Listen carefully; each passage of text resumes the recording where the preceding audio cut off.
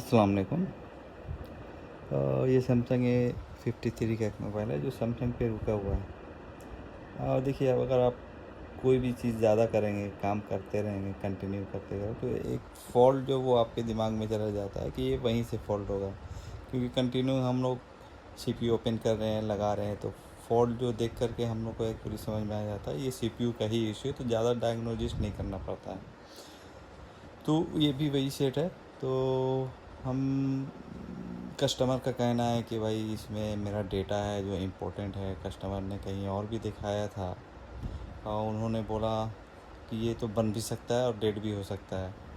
हाँ भाई, हो भी सकता है, इलेक्ट्रॉनिक चीज़ें, इस पर कोई बता नहीं सकता है कब क्या होगा। तो कस्टमर को हमने एग्री कराया कि देखिए ऐसे तो डेड नहीं होगा, मगर फिर भी आप अगर ऐसा कुछ होता है तो आपको एग्री करना पड़ेगा, क्योंकि भाई कोई भी ब्लेम नहीं लेगा आप।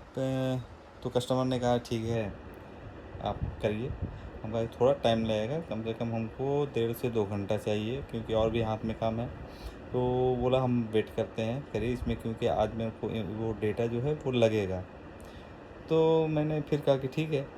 तो हम डायरेक्ट इसका सीपीयू ओपन कर दिया, ओपन किया, सीपीयू रिवॉल्व किया, उसको बैठाला, वो चालू भी हुआ, उसका डेटा भी मिल गया। देखिए, सीपीयू ओपन करना इतना इजी नहीं है, बट हम लोग को काम करते करते मेरा हैंड स्किल थोड़ा अच्छा है, क्योंकि दिन रात हम लोग सीपीयू का ही काम करते हैं। कस्टमर को भी देखते हैं, दुकानदार भी आते हैं। तो आइए देखते हैं पूरा प्रोसेस सीपीयू का, क्या कैसे ओपन होता है, कैसे लगता है। ओके, चलिए तब नेक्स्ट स्टेप हम सीपीयू ओपन करते हैं। ओके।